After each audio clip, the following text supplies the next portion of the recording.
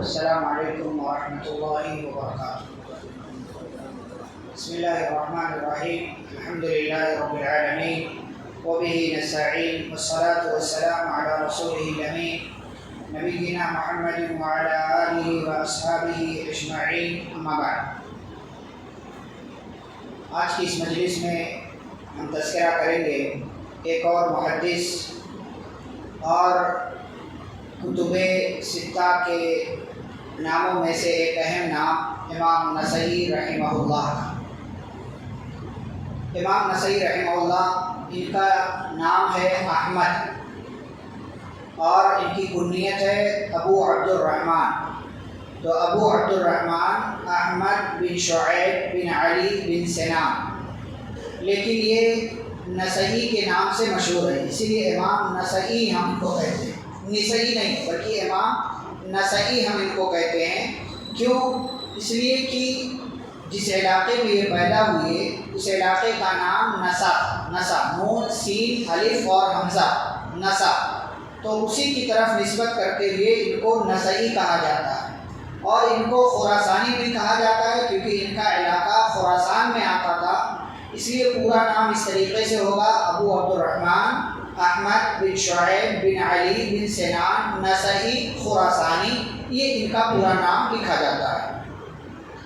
214 ہجری یا ایک قول کے مطابق 215 ہجری میں پیدا ہوئے، 214 یا 215 ہجری میں پیدا ہوئے۔ اور پیدائش جیسا کہ میں نے کہا نسا نام کے علاقے میں ہوئی، اور پھر جب بڑے ہوئے امام نسائی رحمہ اللہ اور اپنے گاؤں علاقے اور جو شہر تھا، جو ملک تھا، اس کے ماحول کے مطابق ان کی پرورش ان کے اپنے گھرانے میں ہوئی، اور پھر جب 11 سال کی عمر کو پہنچے تو یہاں سے علم کے لیے، علم حاصل کرنے کے لیے سفر کرنا انہوں نے شروع کیا۔ چنانچہ اگر ان کے تعلیمی اسفار پر، یعنی کتنے سفر کیے انہوں نے تعلیم کے لیے، اس پر اگر نظر دوڑائیں تو سب سے پہلے خراسان کے اندر ہی بلخ نام کا ایک علاقہ تھا، اور اس علاقے میں ایک دوسرا علاقہ تھا جسے بغلان کہتے ہیں۔ وہاں ایک امام تھے، محدث تھے، وہ لوگوں کو حدیث پڑھاتے تھے، علم دیا کرتے تھے، ان کا نام قتیبہ بن سعید تھا، ان کا نام قتیبہ بن سعید تھا۔ امام نسائی رحمہ اللہ کہتے ہیں کہ میں 230 ہجری میں وہاں گیا، اور میں نے وہاں پر جا کر کے اپنے علاقے کے ایک امام محدث قتیبہ بن سعید سے علم حاصل کیا، اور 1 سال 2 مہینے وہاں پر ان کی خدمت میں اور ان کے پاس رہ کر کے حضرت امام نسائی رحمہ اللہ علم حاصل کرتے رہے۔ 230 ہجری میں گئے تو گویا کہ اس وقت 15 سال کی عمر تھی، اور 1 سال 2 مہینے وہاں ان کے پاس انہوں نے گزارے۔ پھر جب عمر بڑی ہوئی اور بلوغت کے بعد اپنے علاقے میں جب علم حاصل کر لیا تو جو معروف طریقہ تھا لوگوں کا، معمول کے مطابق دوسرے ملکوں کا، دوسرے علاقوں کے سفر میں امام نسائی رحمہ اللہ نکلے، اور مکہ، مدینہ جو کہ حجاز کے 2 مشہور علاقے جہاں پر صحابہ کرام کی نشانیاں موجود تھیں، صحابہ کے آثار، نبی کریم صلی اللہ علیہ وسلم کے آثار موجود تھے، ان دونوں علاقوں کا سفر کیا۔ عراق کے کئی مشہور شہر کوفہ، بصرہ وغیرہ میں گئے، شام کے علاقے میں بھی گئے، جزیرہ نام کا علاقہ وہاں بھی گئے، خراسان تو ان کا اپنا علاقہ تھا لیکن اس کے دیگر علاقوں میں بھی سفر کیا، اور پھر اخیر میں امام نسائی رحمہ اللہ مصر بھی گئے، اور پھر مصر میں ہی آباد ہو گئے۔ پیدا خراسان میں ہوئے تھے لیکن پھر بعد میں جب مصر گئے تو مصر میں ہی امام نسائی رحمہ اللہ نے سکونت اختیار کر لی اور وہیں اسی علاقے میں رہنے لگے۔ حافظ ابن حجر رحمہ اللہ ان کے بارے میں کہتے ہیں، اور اس طریقے سے انہوں نے علم کے لیے سفر کیا، کہاں کہاں گئے، کتنی مشقتیں برداشت کی۔ کہتے ہیں رحل الی الآفاق، کہ امام نسائی رحمہ اللہ بہت دور دراز علاقوں کی طرف انہوں نے سفر کیا، بہت دور دراز علاقوں میں گئے۔ واشتغل بسماع الحدیث، اور حدیث کے سننے میں مشغول رہے، لوگوں سے حدیث کا علم حاصل کرتے رہے۔ والاجتماع بالائمۃ الحذاق، اور ماہر، تجربہ کار، بہترین اماموں اور علماء اور ائمہ کے سامنے گئے، بیٹھے، علم حاصل کیا، اور حدیث کے سیکھنے میں مصروف رہے، اور دین کی باتوں کو انہوں نے سیکھا، مختلف علاقوں سے، مختلف ائمہ سے انہوں نے کسب فیض کیا۔ امام نسائی رحمہ اللہ کے مشہور اساتذہ، بہت سارے اساتذہ ہیں لیکن مشہور اساتذہ جیسا کہ میں نے کل کہا تھا کہ امام ابو داؤد رحمہ اللہ کے شاگرد ہیں امام نسائی رحمہ اللہ، تو اس اعتبار سے امام نسائی رحمہ اللہ کے استاد میں ایک نام ہے امام ابو داؤد رحمہ اللہ کا۔ ایک روایت کے مطابق امام احمد بن حنبل رحمہ اللہ بھی ان کے استاذ ہیں، اسحاق بن راہویہ بھی ان کے استاذ ہیں، قتیبہ بن سعید جیسا کہ میں نے نام لیا سب سے پہلے ان کے استاد ہیں، عمر بن علی الفلاس ایک بڑا نام ہے حدیث کے باب میں، یہ بھی ان کے استاد ہیں، اور احمد بن بکار وغیرہ، یہ سب کے سب ان کے اساتذہ میں سے ہیں۔ بعض لوگوں نے یہ بھی ذکر کیا ہے کہ امام بخاری رحمہ اللہ بھی ان کے استاد ہیں، لیکن صحیح بات یہ ہے کہ امام بخاری رحمہ اللہ امام نسائی کے استاد نہیں ہیں، بلکہ امام بخاری رحمہ اللہ کے استاد جیسا کے شاگرد جیسا کہ تذکرہ کیا جا چکا ہے کہ امام مسلم، امام ترمذی، امام ابو داؤد یہ سب شاگرد ہیں، لیکن امام نسائی رحمہ اللہ امام بخاری کے شاگرد نہیں ہیں، اس اعتبار سے امام بخاری رحمہ اللہ امام نسائی کے استاد نہیں ہوتے ہیں۔ اب جب علم حاصل کر لیا تو معمول کے مطابق انہوں نے درس و تدریس کی مسند قائم کی، مختلف علاقوں میں گئے اور لوگوں کو علم سکھایا، لوگوں کو دین کی باتیں بتائی، لوگوں کو حدیث پڑھایا۔ مصر میں چونکہ رہنے لگے تھے، رہائش مصر میں ہو گئی تھی، اس لیے وہیں پر انہوں نے علم سکھانا، علم بانٹنا، علم تقسیم کرنا، تدریس کرنا شروع کیا۔ چنانچہ سب سے پہلے ایک بات ان کے تعلق سے یہ بھی ہے کہ یہ جس زمانے میں بڑے ہوئے اس زمانے میں یعنی ان کے بڑے ہونے کے بعد، یعنی تقریباً آپ یہ سمجھے 20-25 سال کی عمر جب ان کی پہنچی تو تقریباً تمام بڑے ائمہ کہ جن سے انہوں نے علم حاصل کیا تھا، چاہے اسحاق بن راہویہ ایک بڑے محدث ہیں، 238 ہجری میں ان کا انتقال ہوا، امام احمد بن حنبل رحمہ اللہ کا نام لے لیجیے 241 ہجری میں ان کا انتقال ہوا، تو جب تک یہ بڑے ہوتے اور پڑھانے کے زمانے تک، پڑھانے کے مرحلے تک پہنچتے، تقریباً تمام بڑے ائمہ کا انتقال ہو چکا تھا۔ پھر آگے چل کر کے امام بخاری رحمہ اللہ 256 ہجری میں انتقال ہوا، تو گویا کہ اب جب یہ 30 سال کی عمر کو پہنچے تو 30 سال کی عمر تک پہنچتے پہنچتے تقریباً اس دور کے تمام بڑے ائمہ انتقال کر چکے تھے۔ گویا کہ اب اپنے یعنی ان کے بعد والی نسل میں اب سب سے بڑے امام کون بچتے ہیں؟ امام نسائی رحمہ اللہ۔ کیوں؟ اس لیے کہ انہوں نے اپنے سے بڑے لوگوں سے علم حاصل کیا۔ اب ان کے زمانے میں جن لوگوں نے علم حاصل کرنا شروع کیا تو ان سے زیادہ بڑی سند کسی اور امام کے پاس نہیں تھی، یعنی امام نسائی رحمہ اللہ سے زیادہ بڑی سند کسی اور کے پاس نہیں تھی۔ تو اعلیٰ سند، اس سے پہلے میں نے وضاحت کی، اعلی سند کس کو کہتے ہیں؟ یعنی کم واسطے سے نبی تک پہنچنا، کم واسطے سے نبی تک پہنچنا، تو یہ والی سند جو ہے امام احمد، امام اسحاق،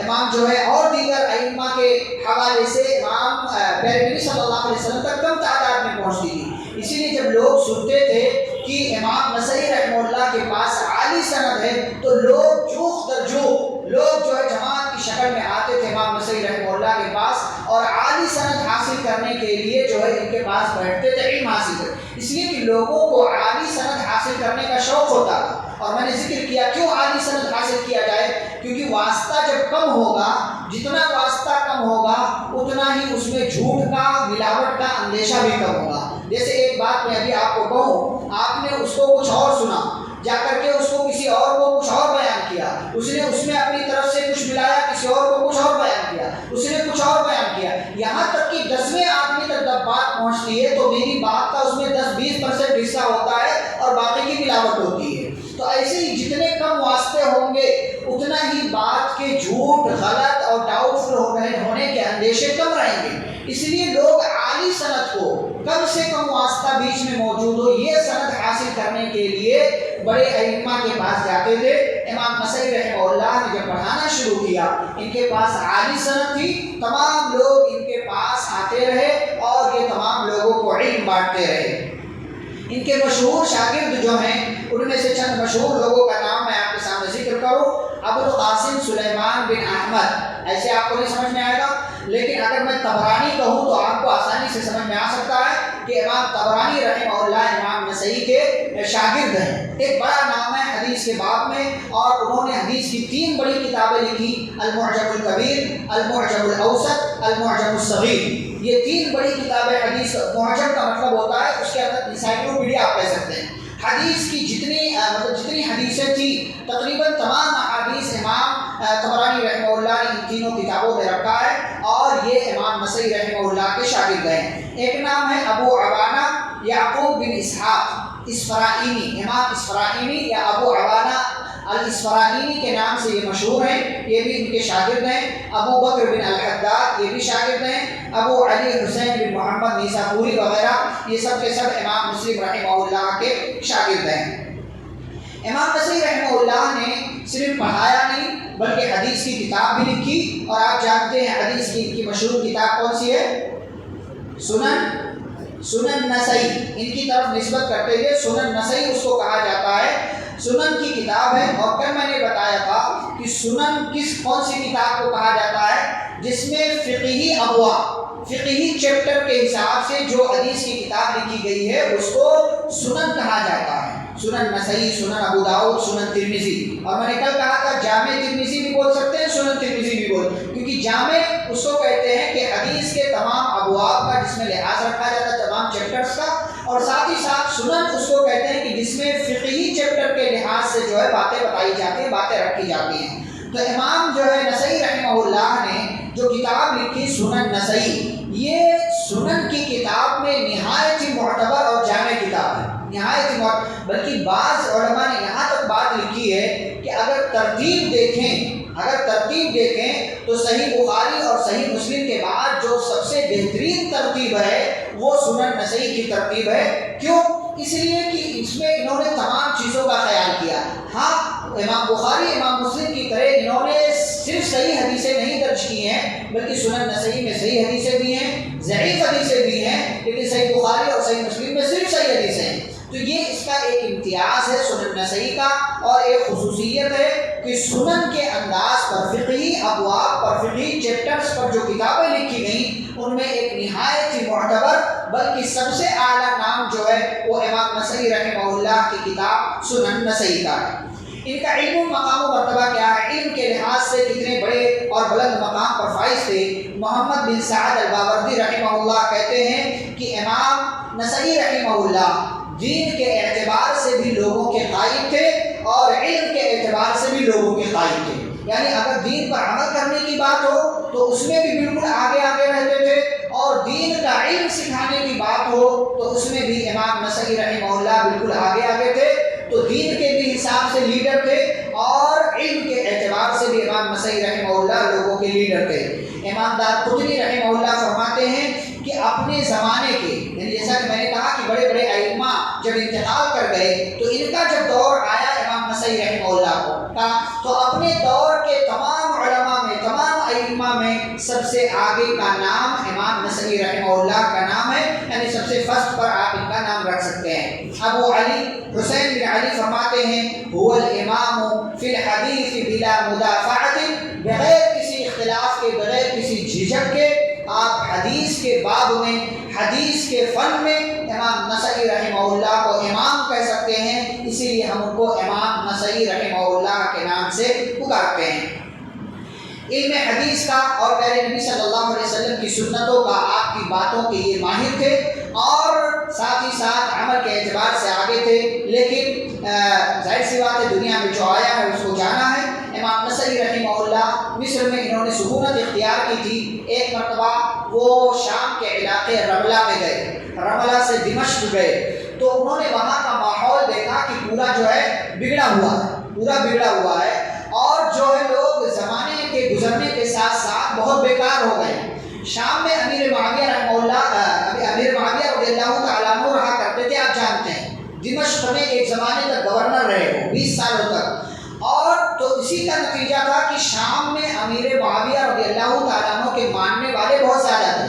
اور ماننے والے بھی ایسے کہ غلو کر رہے تھے ان کی شان میں، اور غلو ایسے کر رہے تھے کہ امیر معاویہ رضی اللہ عنہ کا جو مقام ہے اس سے زیادہ آگے بڑھا رہے تھے، اور علی رضی اللہ تعالیٰ عنہ کی برائیاں بیان کرتے تھے۔ اتنے خراب ہو چکے تھے لوگ وہاں پر شام میں، رملہ میں، دمشق وغیرہ میں۔ تو امام نسائی رحمہ اللہ جب رملہ اور دمشق پہنچے تو انہوں نے دیکھا کہ ماحول بگڑا ہوا ہے۔ اب ماحول جب بگڑا ہوا دیکھا اور لوگوں کو یہ دیکھا کہ لوگ علی رضی اللہ عنہ کو برا بلا کرتے ہیں، جبکہ علی رضی اللہ عنہ کا مقام امیر معاویہ رضی اللہ عنہ سے زیادہ ہے۔ دونوں صحابی ہونے کے اعتبار سے فرق نہیں ہے، لیکن مقام کے اعتبار سے علی رضی اللہ عنہ کہیں زیادہ ہیں امیر معاویہ رضی اللہ عنہ سے، کیونکہ ایک تو اہل بیت میں سے ہیں، دوسرے خلیفہ ہیں، تیسرے نبی صلی اللہ علیہ وسلم کے جو ہے رشتے، مطلب بہت ساری فضیلتیں ان کی جو آپ جانتے ہیں۔ تو امیر معاویہ رضی اللہ عنہ کے تعلق سے جب یہ نظریہ اور علی رضی اللہ تعالیٰ عنہ کے تعلق سے جب یہ حرکت دیکھی امام نسائی رحمہ اللہ نے شام والوں کی، رملہ اور دمشق والوں کی، تو انہوں نے ایک کتاب لکھی خصائص علی، علی رضی اللہ عنہ کی خصوصیات، یعنی علی رضی اللہ عنہ کے بارے میں بتانے کے لیے انہوں نے کتاب لکھی۔ کتاب لکھ دیا لیکن دیکھا کہ اس کا کوئی خاطر خواہ اثر نہیں ہو رہا ہے، تو انہوں نے مسجد میں بیٹھ کر کے اس کا درس دینا شروع کیا، اس کا درس دینا شروع کیا۔ تو لوگ اتنے بدتمیز ہو گئے تھے کہ امیر معاویہ رضی اللہ عنہ کی فضیلت میں اتنا زیادہ غلو کر رہے تھے کہ وہ علی رضی اللہ عنہ کی فضیلت بھی سننا گوار نہیں کر رہے تھے۔ جبکہ اہل سنت والجماعت کا کیا مذہب ہے، ہمارا کیا مذہب ہے، ہمارا منہج کیا ہے کہ امیر معاویہ رضی اللہ عنہ کا اپنا مقام، علی رضی اللہ عنہ کا اپنا مقام، دونوں میں اختلاف ہوا لیکن اس اختلاف کے چکر میں پڑھ کر کے ہم کسی کو برا بھلا نہیں کہیں گے۔ دونوں کا اپنا مقام ہے، اپنا اسٹیٹس ہے، اپنی حیثیت ہے، دونوں کے دونوں صحابی، تو دونوں کو برا نہیں کہیں گے۔ تو انہوں نے کتاب لکھی تو ان لوگوں نے آ کر کے اعتراض کیا کہ آپ امیر معاویہ کے بارے میں بات بھی کرتے ہیں، علی کے بارے میں بات کرتے ہیں، یہ غلط بات، یہاں سے چلے جائیے۔ لیکن امام نسائی رحمہ اللہ نہیں مانے اور لوگوں کو برابر، تاکہ یہ بدعت، یہ غلط چیز اور یہ جو چلن چل پڑا ہے کہ امیر معاویہ کی شان میں غلو کیا جائے یہ بھی غلط، علی رضی اللہ عنہ کے مقام کو گھٹایا جائے یہ بھی غلط۔ تو اس چیز کو مٹانے کے لیے انہوں نے کوشش کیا، کتاب لکھی، درس دیا، پھر اس کے بعد جب لوگوں کے منع کرنے کے باوجود نہیں مانے امام نسائی رحمہ اللہ، تو لوگوں نے ایک دن مارا، بہت مارا، بلکہ لاکھ گھوسوں کی آپ کہہ لیجیے بارش کر دی، یہاں تک کہ امام نسائی رحمہ اللہ نیم جان ہو گئے، ایسا لگا کہ مر جائیں گے، ختم ہو جائیں گے۔ لیکن ان کے جو خادم تھے انہوں نے ان کو آ کر کے اٹھایا، بچایا اور لا کر کے جو اپنا گھر تھا اس گھر میں رکھا۔ اور امام نسائی رحمہ اللہ جب وہاں پر پہنچے تو لوگوں نے کہا کہ آپ کو یہ سب بولنے کی ضرورت نہیں، یہاں سے چلے جائیے۔ تو امام نسائی رحمہ اللہ نے کہا لگتا ہے اب میں نہیں بچوں گا، لگتا ہے اب میرا انتقال ہو جائے گا۔ تو انہوں نے کہا یہاں میرا انتقال نہ ہو، اس سے اچھا مجھے مکہ لے چلو، اس سے اچھا مجھے مکہ لے چلو، میں یا تو مکہ پہنچ کر انتقال کر جاؤں یا تو میں راستے میں ہی انتقال کر جاؤں، لیکن مجھے مکہ لے چلو۔ لوگ مکہ کے لیے لے کر چلنے لگے۔ تو دو طرح کی باتیں ہیں، ایک یہ کہ راستے میں ہی انتقال ہوا، دوسرے یہ کہ مکہ پہنچ کر کے انتقال ہوا۔ بہرحال جہاں بھی انتقال ہوا ہو، امام نسائی رحمہ اللہ کا 13 صفر سن 303 ہجری، یعنی صفر کے مہینے میں 13 تاریخ 303 ہجری، تقریباً 88 سال کی 88 سال کی عمر میں امام نسائی رحمہ اللہ کا انتقال ہوا، اور مکہ ہی میں صفا اور مروہ کے درمیان ان کی تدفین کی گئی۔ اس وقت وہ علاقہ خالی تھا، آج جو ہے آباد ہو گیا ہے اور عمارت بن گئی ہے، فرش لگ گیا، اس وقت وہ پورا علاقہ خالی تھا۔ اسی صفا اور مروہ کے درمیان امام نسائی رحمہ اللہ کی تدفین ہو گئی۔ اس طریقے سے علم حدیث کا ایک روشن چراغ، علم حدیث کا ایک بہترین باب یہ دنیا سے انتقال کر گیا، ان کی وفات ہو گئی، لیکن وفات سے پہلے انہوں نے صدقہ جاریہ کے طور پر اپنے لیے حدیث کی کتاب لکھی، لوگوں کو علم حدیث بتایا، دین کی باتیں بتائیں، اور ایک بڑی جماعت اپنے بعد حدیث کے باب میں تیار کر گئے کہ جو ان کے حق میں انشاءاللہ سب کے سب صدقہ جاریہ ہوں گے۔ اللہ رب العزت سے دعا ہے اللہ ہم سبھی کو قرآن و حدیث کی باتوں کو پڑھنے اور ائمہ کی خدمات کا اعتراف کرنے اور ان کے حقوق ادا کرنے کی توفیق عطا فرمائے۔ آمین۔ صلی اللہ علیہ نبی کریم۔ سبحانک اللہم و بحمدک، اشہد ان لا الہ الا انت، استغفرک و اتوب الیک۔ السلام علیکم ورحمۃ اللہ وبرکاتہ۔